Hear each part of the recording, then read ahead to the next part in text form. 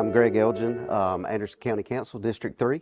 At tonight's council meeting, we went over several things, just had one third reading, fee in lieu of delivery for a, what was that, Harbor Freight. So, seemed to be a good thing for our county. A lot of jobs, a lot of good money in that thing.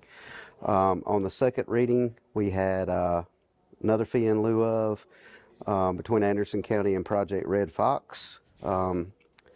The other one was an agreement for development joint county. That was just putting it back into the park for that one that we just did. Several on first reading tonight. One of the things we did was, for first reading, was a backup generator for our new jail. First reading was approved with Duke Power.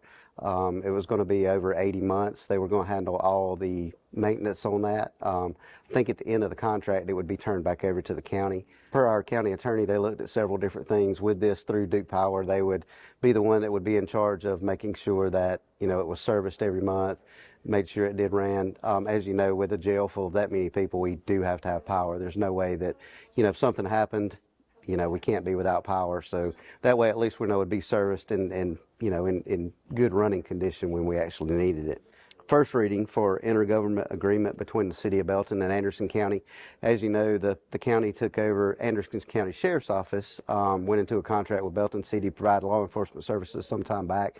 That left the city without a code enforcement department. Doing this, basically, Belton City is giving us some money to get another code enforcement officer to help assist them with their codes within the city. That also helps us by giving us another officer.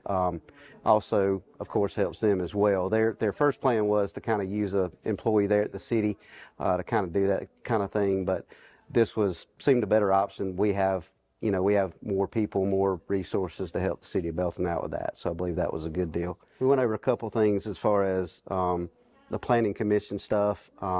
One of them was, under first reading, to provide a 100-foot undisturbed area around the boundary of any new subdivision. And basically that was for more or less drainage issues, that kind of thing.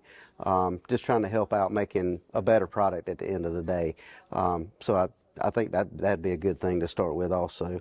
Also, we have, under also first reading, also pertaining to kind of the same thing, when a subdivision or plan comes before the Planning Commission, if it's turned down, this would be that there has to be something sent in prior to them coming back with the same basic plan, and just bringing it back for the Planning Commission. Basically, this is kind of to keep from more or less wasting time in the meantime. That way they have to submit the changes before it actually comes back to the Planning Commission. Again, just saving time, saving people from having to come up here and speak to the Planning Commission kind of having to hear the same thing over again. Another fee in lieu of, and this was E&I Engineering. I believe they're already here in Anderson County, basically changing or being bought out by another company, kind of changing some things up. So this is just a change in something that we already have with a company that's already here. Seems to be doing great things with switches for electronics and that kind of thing. So appreciate everybody tuning in tonight and look forward to seeing you again.